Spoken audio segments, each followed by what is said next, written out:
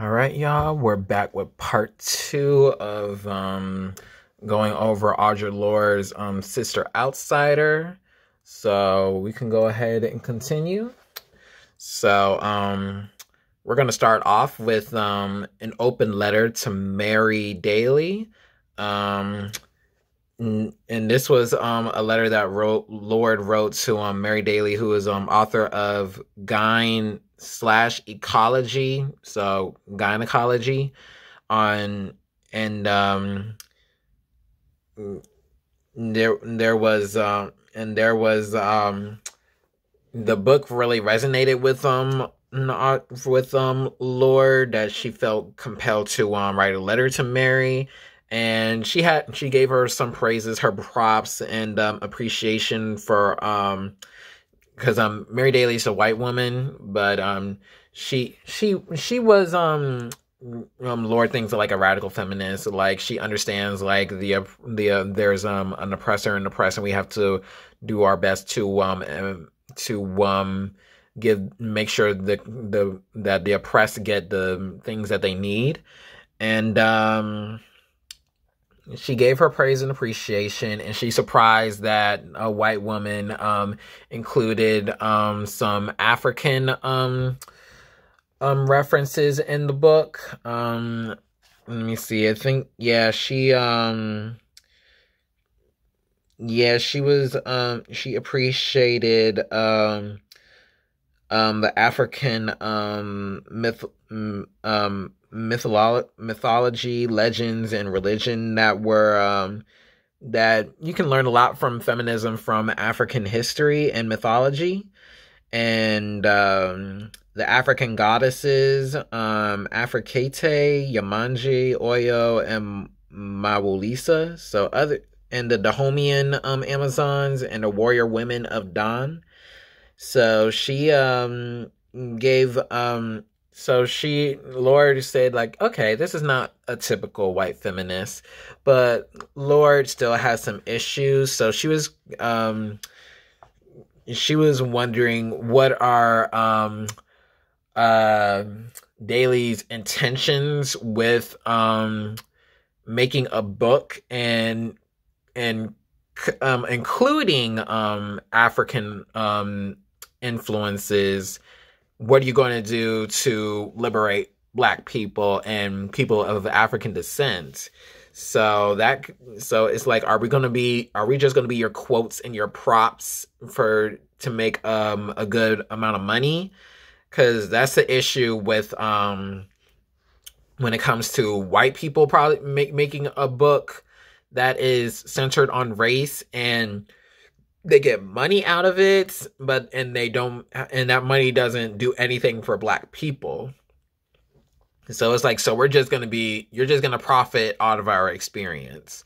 So Lorde was pretty much giving Daly a challenge on what are you going to do to make sure misogynoir and racism, misogyny, and all the forces that make capitalism and colonialism and imperialism a thing, what are you going to do to actually combat that? You're just going to write a book about it and get some money out of it?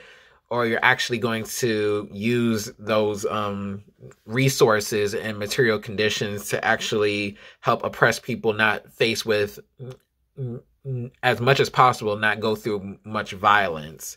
So Lorde was pretty much giving Daly a challenge on that, and I appreciated her for that, because I know with there are some white authors that talk about race, but they're not doing anything about race. They're just writing a book about it, have mansions and stuff like that, and not give those resources to Black people that need it. So I appreciate that Lorde gave that gave that challenge to someone, even if they mean really well, like even the most well-intentioned radical white feminist. So that was she was pretty much talking about, I'm exhausted of educating white people.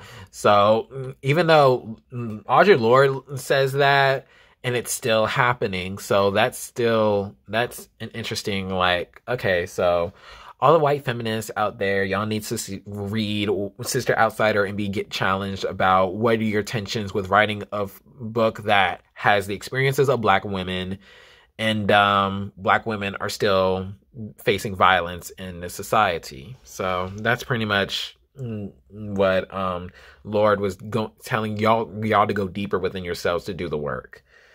And the next section is titled Man-Child, a Black lesbian feminist response.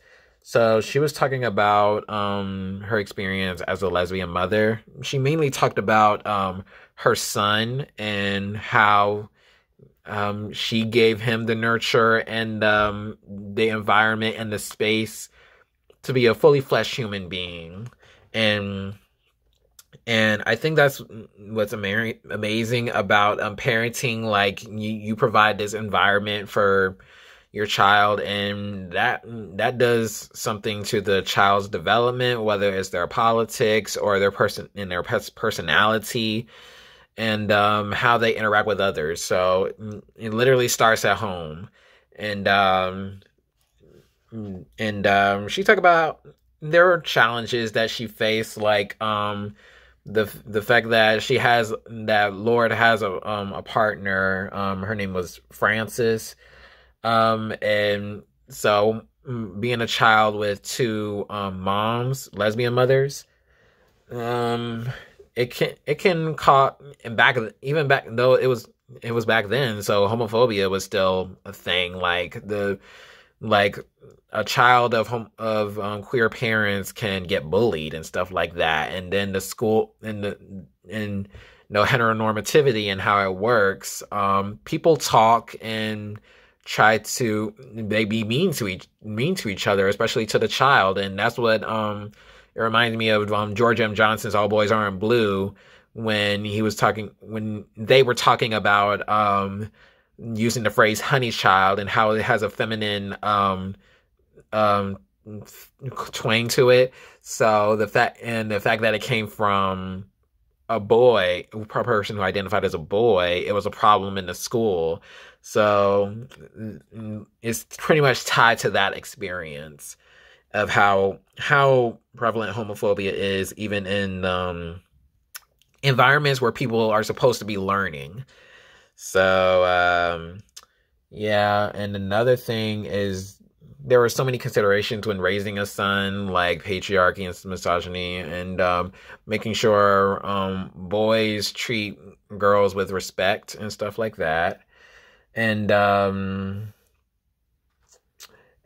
she talked about when her son's name is Jonathan, and she was talking about after the bullying, the consoling that she had to do. She said, this is what mothers teach: love and survival. That is self-definition and letting go. For each of these, the ability to feel strongly and to recognize those feelings is essential. How to feel love, how to neither discount fear nor be overwhelmed by it, how to enjoy feeling deeply. For me, this task begins with teaching my son that I do not exist to do his feeling for him. So she makes sure her son thinks for himself and make sure he learns as much as possible about environment where women are pretty much prominent, and that does a lot to a child to make sure you respect women and stuff like that. And she said, men who are afraid to feel must keep women around to do their feeling for them while dismissing us for the same supposedly inferior capacity to feel deeply. But in this way also, men deny themselves their own essential humanity, becoming trapped in dependency and fear. So that deals a lot with relationships, like how men tend to not be emotionally available, and it's stigmatized and deemed weak to have emotions and feelings. So the fact that Lorde gave an environment where that's not the case, it made Jonathan become more in tune with his wholeness and his humanity and be vulnerable whenever he feels comfortable. and be transparent and be willing to care for others. So that's how she parents, and I think that's wonderful. And she talked about what else she talked about. She talked about how important it is to build futures for children. So having an environment at home where the children can be vulnerable and stuff like that, it can do a lot. It can create some healthy coping mechanisms. It can create more emotional intelligence and knowing what you deserve and help you with your self-esteem. And you deserve to have that type of environment, even if the caregivers don't have everything that they need, they know they do what they need to, whatever it takes to help you with your wholeness. And that gave Jonathan some advantages, and from Lorde and from Audre and her lover Francis, the lesbian motherhood and how that benefited. And there's not that dynamic from heterosexual relationships where there's a man and a woman, and you know how men are socialized to do certain things to women, and you don't have that from lesbian parents. And the next section is an interview, Audre Lorde and Adrienne Rich. So this was I'm not finished with the last chapter. It's some good quotes that I got from that section. Yeah, Lorde said, and because our society teaches us to think in an either-or mode, kill or be killed, dominate or be dominated, this meant that he must either surpass, he meaning Jonathan, or be lacking. I could see the implications of this line of thought. Consider the two Western classic myth models of mother-son relationships. And it is an important step for a boy whose societal destruction begins when he is forced to believe that he can only be strong if he doesn't feel or if he wins. So pretty much going to what I was talking about of emotional intelligence of boys and men. And the strongest lesson I can teach my son is the same lesson I teach my daughter. So she doesn't treat her son any different from her daughter, and it's not gendered. Like, both of y'all are humans that are going through your own experiences. So I'm treating y'all the same, and I'm giving y'all the same skills that you should learn to in order to survive and function well in this society that wants to break you. So how to be who he wishes to be for himself, and the best way I can do this is to be who I am and hope that he will learn from this not how to be me, which is not possible, but how to be himself. And this means how to move to that voice from within himself, rather than to those raucous, persuasive, or threatening voices from outside, pressuring him to be what the world wants him to be. And she also said both Beth is her daughter, and Jonathan need to know what they can share and what they cannot, how they are joined and how they are not. And Frances and I, as grown women and lesbians coming more and more into our power, need to relearn their experience that difference does not have to be threatening. And as parents, Frances and I had given Jonathan our love, our openness, and our dreams to help form his visions. Most importantly, as a son of lesbians, he has had an invaluable model, not only of a relationship, but of relating. And yeah, so I found that to be a interesting experience of being a child of queer parents, and how a queer parent has a take on it. So that it's not something that's normal, but that's something that exists and deserves to be considered when it comes to the fight for liberation. All right, so the next section is an interview, Audre Lorde and Adrienne Rich. And Adrienne Rich is another notable Black feminist, and I think she was a journalist. And Audre Lorde and Adrienne had an interview.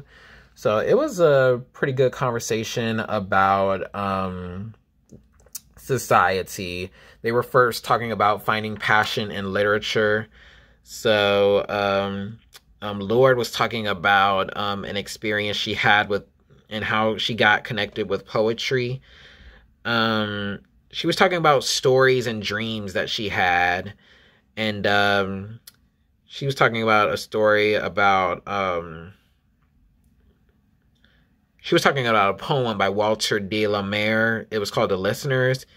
And she said, the story goes, he knocks at the door and nobody answers. Is there anybody there? He said, that poem imprinted itself on me. And finally, he's beating down the door and nobody answers.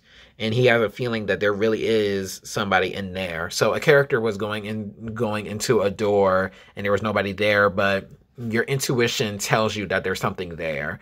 So that's how she does her poetry.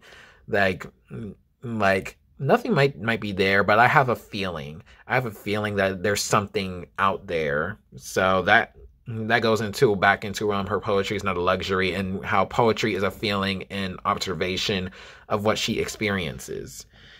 And she also said, then he turns his horse and says, tell them I came and nobody answered, that I kept my word. I used to recite that poem to myself all the time. It was one of my favorites. And if you ask me, what is it about? I don't think I could have told you, but this was the first reason for my own writing. My need to say things I couldn't say otherwise when I couldn't find other poems to serve. So the quotes, tell them I came and nobody answered, that I kept my word. I took it as leaving your impact, having a legacy of being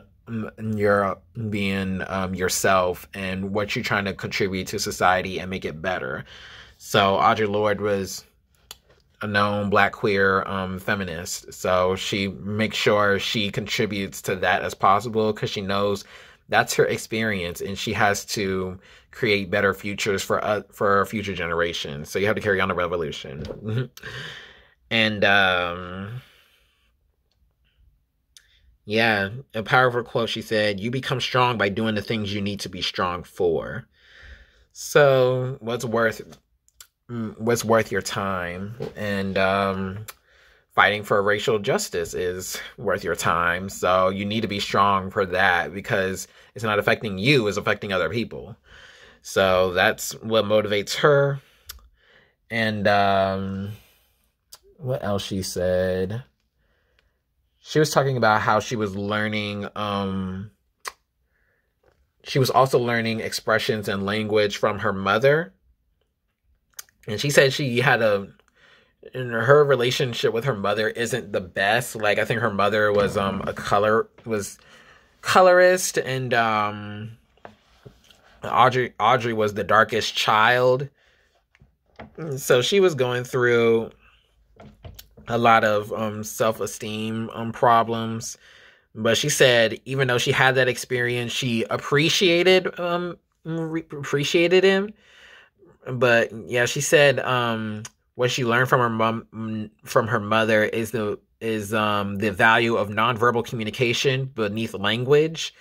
So it helps with emotional intelligence that she tries to give to her son and her daughter, because she realized she didn't really get that from her mom, but she tries her best not to repeat problematic things to her children. And she said, my mother had a strange way with words. If one didn't serve her or wasn't strong enough, she'd just make up another word, and that would enter our family language forever, and woe betide any of us who forgot it. So that's how the household did she grow up in. That's how they were operating. So she realized what was wrong in that dynamic, and knows the right direction to take when she got to a place where she had children. And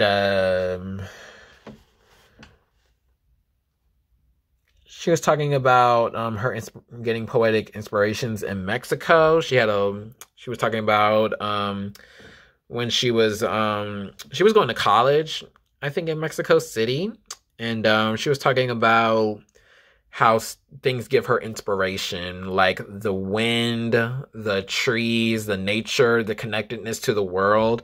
So she said, I will make these constructs, and somewhere in there would be a nugget, like a Chinese bun, a piece of nourishment, the thing I really needed, which I had to create. So that's how she went into more detail about how she get into her poetry. And what's the next part of that? She talked about how there was a moment where she couldn't write a poem. Like, she was having trouble trying to get inspiration to make the structures and the composition of a poem. So she wrote a story. And the story was about was inspired by her and her mom. And it was about a Mexican legend named La Llorona, which is a mother-daughter story. And she used a pseudonym. I don't know why.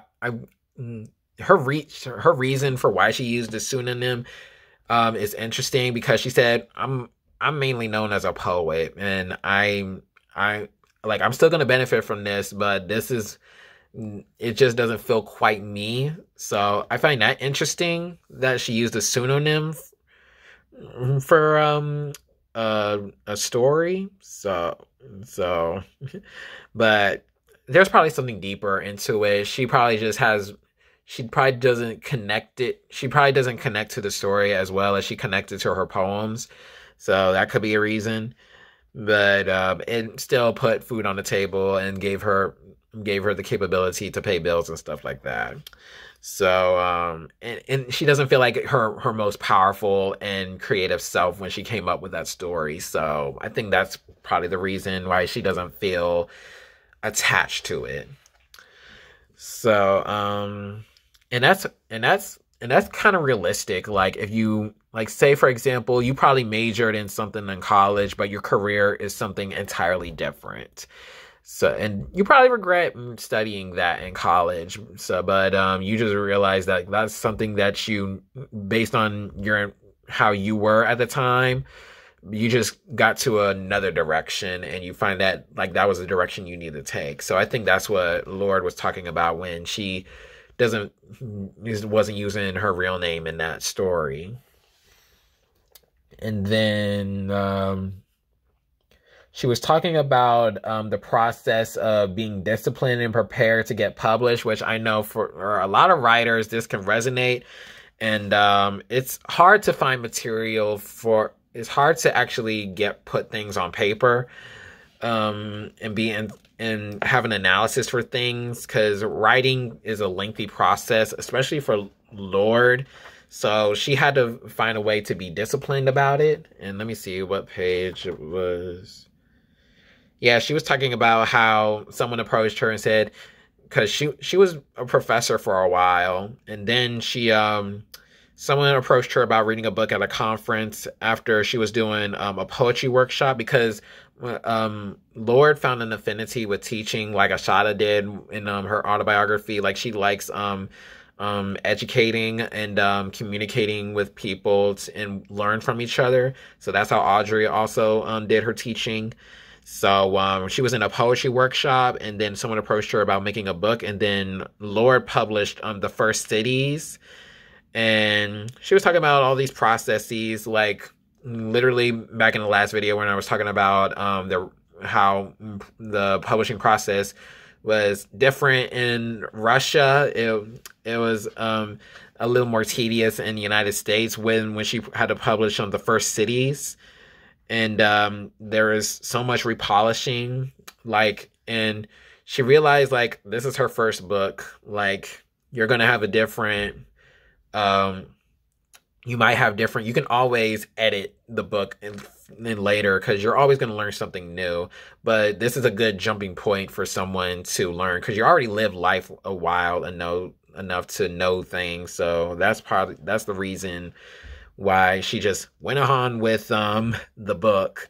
And she was very critical of herself, but but it paid the bills.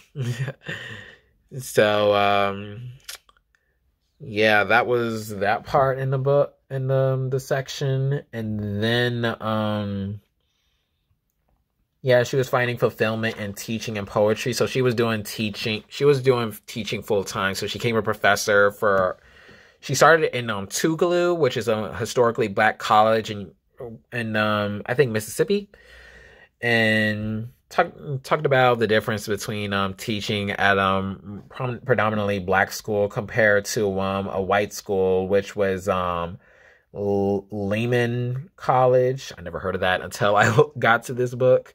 And she was teaching race and urban situations, and she was talking about the different experience that she had teaching majority black students to majority white students, because education, it was mainly white women that was taking over the field of education, so they were taking a class on race and urban situation. So you got to teach race to white students. So they have all these questions about why is the urban problem and stuff like that. Like, Lorde was going through some microaggressions at the time. And she also talked about the curriculum, like it doesn't reflect what urban communities actually need. And it's not like culturally competent. So that's pretty much what the situation she was going through. But she learned a lot. Like, she talked about the faculty and the stuff that black professors had to go through. And I think she was the only black professor teaching this kind of a class. So, and it's like race in an urban situation. And there are people that are humans that are going through this experience. So it's like, why go into education and not take this class anyway? And it's important to have a black perspective on it. So it's so she was talking about how it was a frustrating process, and she was pretty much talking about experiencing violence in the university as a professor. And she was talking about having a poem where she pretty much embraced her queer identity. So it was called the Love Poem.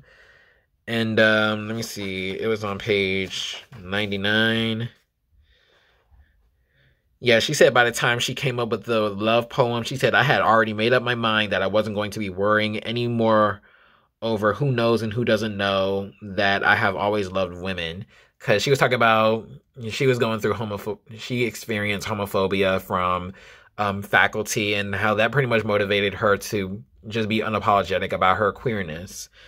And she said, one thing that always kept me going, and it's not really courage or bravery, unless that's what courage or bravery is made of, is the sense that there are so many ways in which I'm vulnerable and cannot help but be vulnerable. I'm not going to be more vulnerable by putting weapons of silence in my enemies' hands. Being an open lesbian in the black community is not easy, although being closeted is even harder. So goes into the transformation of silence into language and action. That's inspired her to do Love Poem, in which she was talking about lesbianism. And she said things weren't all concise or refined, but enough of it got through to them. Their own processes would start. Talking about how she was educating, and how there were some students that were difficult to teach, but there were students that kept her going and motivated, and it inspired her and gave her the fulfillment that she needed.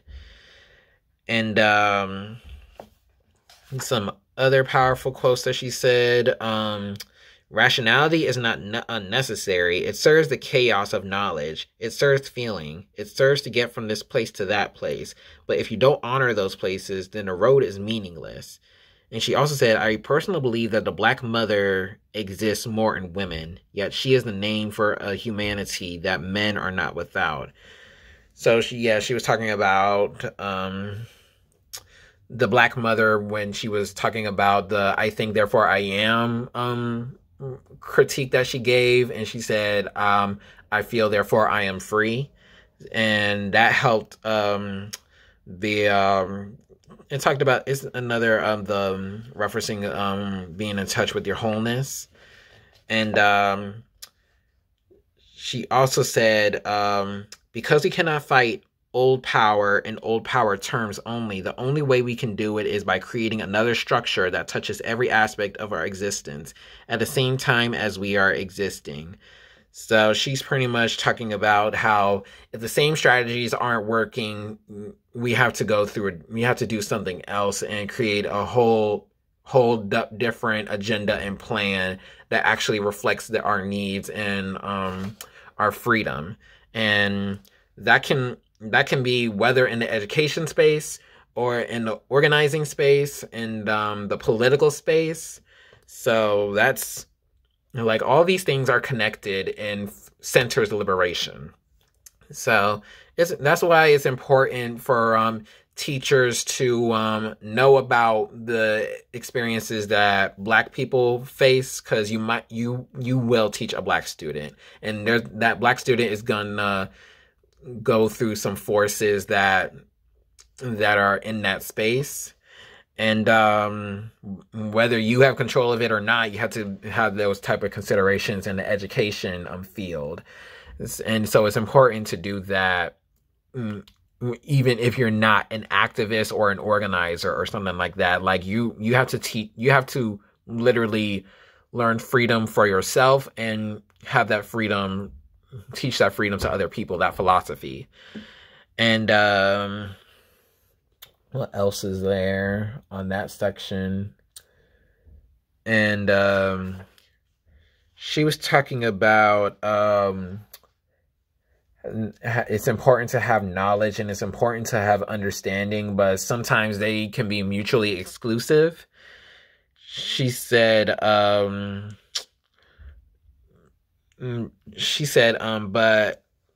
I'm used to associating a request for documentation as a questioning of my perceptions, an attempt to devalue of what I'm in the process of discovering.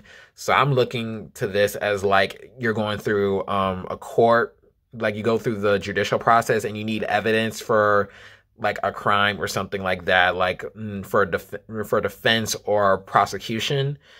And it's not always like that in outside of the courts, but because the criminal justice system is corrupt in itself. But Lorde said, but documentation does not help one perceive. At best, it only analyzes the perception. Yeah, at worst, it provides a screen by which to avoid concentrating on the core revelation, following it down to how it feels. Again, knowledge and understanding. They can function in concert, but they don't replace each other.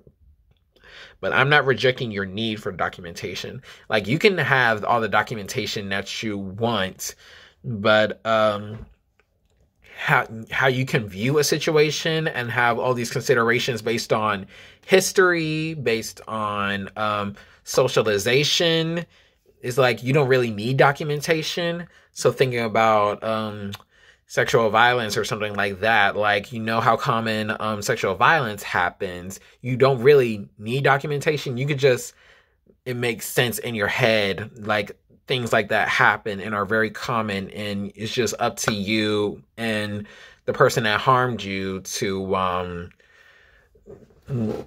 how you're going to deal with the situation, whether that's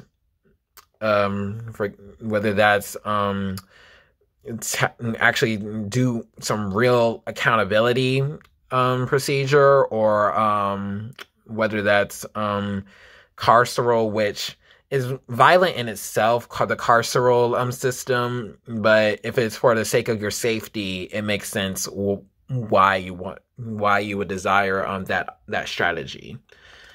And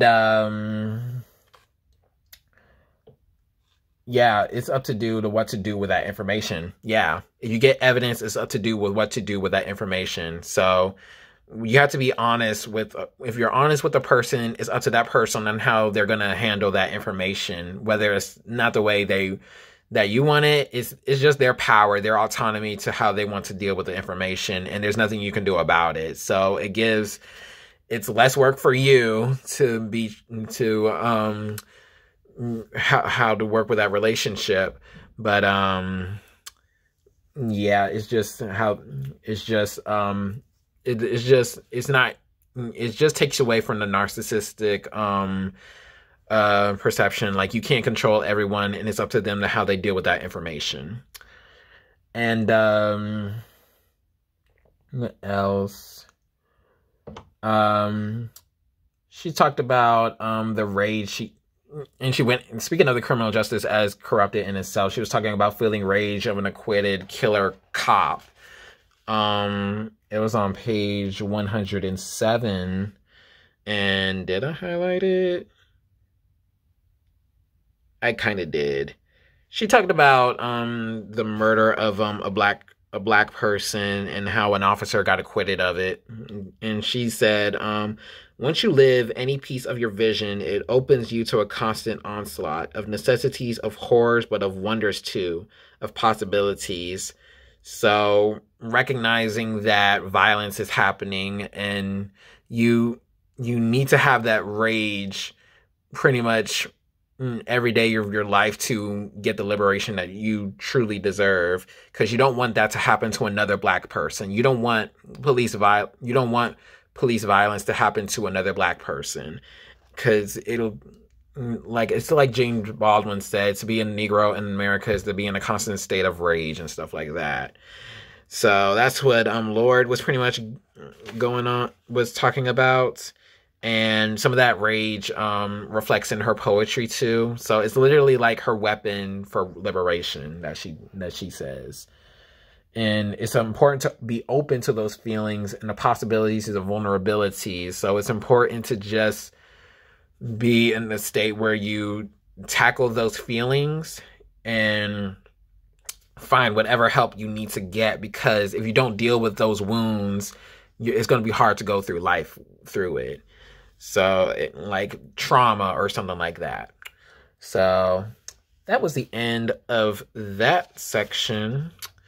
And the next section is Lorde's one of her most notable quotes. The master's tools will never dismantle the master's house. And she was talking about, and that's a reference to a slave master and slaves, like literally freedom is not participating in the slave master's operations. It's to literally resist and possibly destroy the slave master's house, because that house is their power. Like they have so much influence, whether you're the house slave, whether you're the field slave. And destroying that house is the only way to liberate the house slave from being a house slave and the field slave from being a field slave. So that's what the master's tools will never dismantle the master's house. That's what I got from it. And she was specifically starting off talking about the university, and how there's these racist curriculums and racist policies that the university pushes through, such as tenure, and standardized testing, which it's just known to be racially biased, but universities still use it as a way for admissions. And all of those things, you can have is an example of having all this theory and never putting those theories into practice. So it doesn't consider poor women, black and third world women, lesbians, because all those violences that women go through, the university doesn't have a good history of handling those things. So it's good to be in a space where you have all these access to knowledge, but you're not protected from potential violence. And Lorde said, difference must be not merely tolerated, but seen as a fund of necessary polarities between which our creativity can spark like a dialectic. Only then does the necessity for interdependency become unthreatening. Only within that interdependency of different strengths, acknowledged and equal, can the power seek new ways of being in the world generate, as well as the courage and sustenance to act where there are no charters. So saying if you're a black person that's into a university, it doesn't protect you from the racist policies that the university has. So it's literally no different from being denied admission because you're black, because of the racism in the university. But it's literally, it's just a different type of racism once you're in the university and you get faced with anti-black violence. And this paragraph, she has a lot of good paragraphs in this article. It's amazing. Like, she has such a way with words. Yeah, she said going beyond acceptance of identities and differences and tokenism, like diversity campaigns and stuff like that. Like, it's cool to have those diversity campaigns, but what are you doing to actually protect Black students, Black professors, and Black custodians, essential workers that we talk about in the coronavirus pandemic? They still face violence. They're most likely to get the virus and stuff like that because of the conditions that were assessed because of historical anti-Blackness. And Lorde said, those of us who stand outside the circle of this society's definition of acceptable women, those of us who have been forced in the crucibles of difference, those of us who are poor, who are lesbians, who are Black, who are older, know that survival is not an academic skill. It is learning how to stand alone, unpopular and sometimes reviled, and how to make common cause with those others identified as outside the structures in order to define and seek a world in which we can all flourish. It is learning how to take our differences and make them strengths. For the master's tools will never dismantle the master's house. They may allow us temporarily to beat him at his own game, but they will never enable us to bring genuine change. And this fact is only threatening to those women who still define the master's house as their only source of support. So, looking at a gendered analysis, there are women that feel protected at the support of men, whether it's financial or something, but that won't protect them from like something like sexual, physical, and financial violence from the man, because there's so much at stake that it puts them in a vulnerable position. And yeah, she said, in our world, divide and conquer must become define and empower. So you can literally see that within her poetry and her writing. And she also said, women of today are still being called upon to stretch across the gap of male ignorance and to educate men as to our existence and our needs. This is an old and primary tool of all oppressors to keep the oppressed occupied with the master's concerns.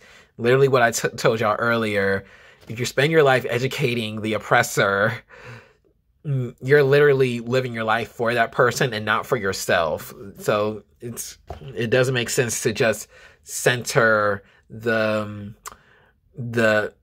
and fixing the issue, the ignorance within the oppressor, when the oppressor knows what they're doing. They're just don't care, and they can literally pretend like they care.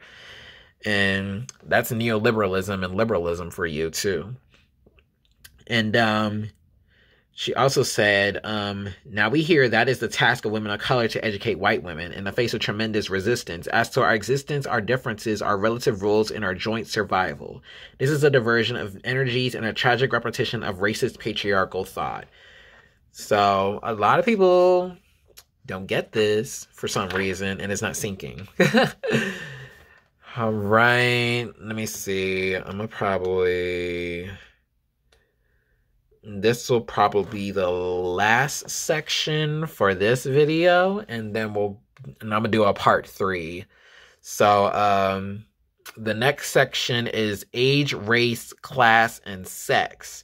So women redefining difference. So she was pretty much talking about navigating in a oppressive economic system. So pretty much talking about how capitalism is, you can't have capitalism like feeds off of misogyny and stuff like that. So Lorde said, for in order to survive, those of us for whom oppression is as American as apple pie have always had to be watchers, to become familiar with the language and manners of the oppressor, even sometimes adopting them for some illusion of protection. It is rather our refusal to recognize those differences and to examine the distortions which result from our misnaming them and their effects upon human behavior and expectation. Yeah, so pretty much it's not the oppressed only can care for themselves. They can't care for the oppressor too. So but also going into intersectionality, there are people with the oppressor position and the oppressed position.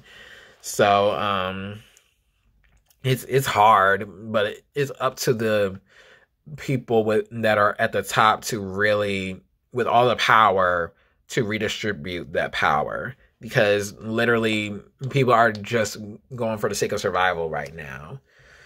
And she was also talking about, so it's important to include racism and sexism discourse, and including sexism and racism discourse. So pretty much going into that. And she said, by ignoring the past, we are encouraged to repeat its mistakes. So we need to have these discussions that it's not binary, it's not black and white, like it's literally a bird cage, like Michelle Alexander said in the New Jim Crow. Like, it's not just the prison industrial complex, it's the medical industrial complex, the pharmaceutical industrial complex, the military industrial complex.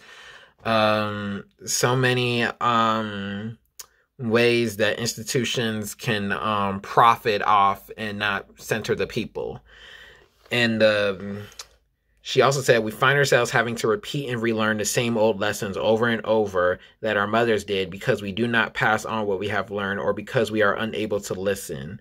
So it's important to pass on the information that future generations need, so they won't have to go face the same harm and hurts and violence. So if a strategy isn't working, it's time to move on. It's trying to come up with another strategy and come up with a more universal politic that will actually benefit everyone.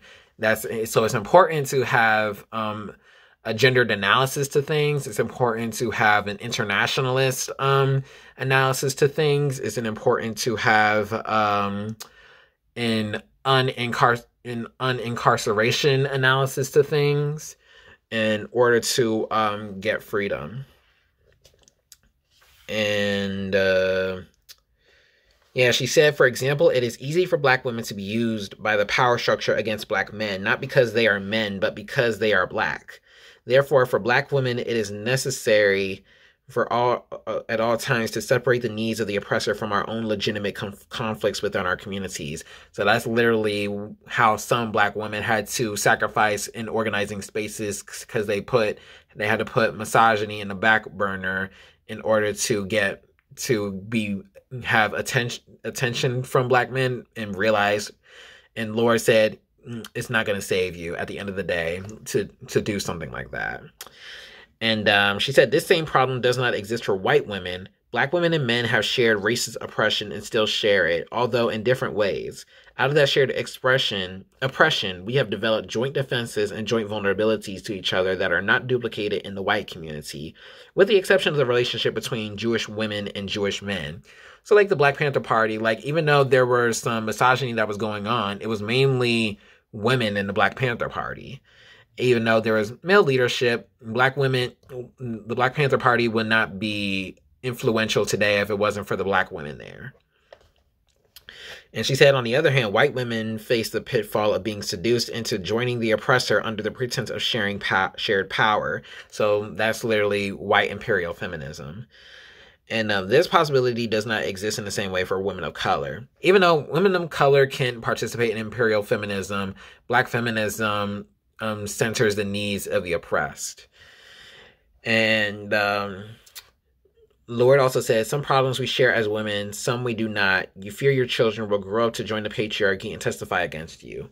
We fear our children will be dragged from a car and shot down in the street, and you will turn your backs upon the reasons they are dying. So that's literally how, if you still think white feminism, black feminism are the same thing, Lorde has a makes you really think of, has a quote that makes you really think about what each theory is about and the experience that makes those theories conceptualized. And what's next? She also talked about heterosexism and homophobia from black women, as mentioned earlier. Yeah, she also gave more why black women should be considered in organizing spaces, because she said, as a group, women of color, but I know today it's important to say black women, because women of color can negate the issues that Black women go through. She said, women of color are the lowest paid wage earners in America. We are the primary targets of abortion and sterilization abuse here and abroad. In certain parts of Africa, small girls are still being, trigger warning, this is about genital mutilation. In certain parts of Africa, small girls are still being sewed shut between their legs to keep them docile and for men's pleasure. This is known as female circumcision, and it is not a cultural affair, as the late Jomo Kenyatta insisted. It is a crime against Black women. So those type of situations, even though they don't happen to white women, they're still a gender, it's still an act of misogynoir, and there's some gendered analysis that's going on with it, because those tend to not happen to white women and Black men. And I think another critique is that there's not a lot of queer analysis. So if you're gender nonconforming and non-binary, it's not a lot of analysis towards that, which can be a critique of Sister Outsider. But it's also something that exists and should be addressed and tends to be erased in organizing spaces too. And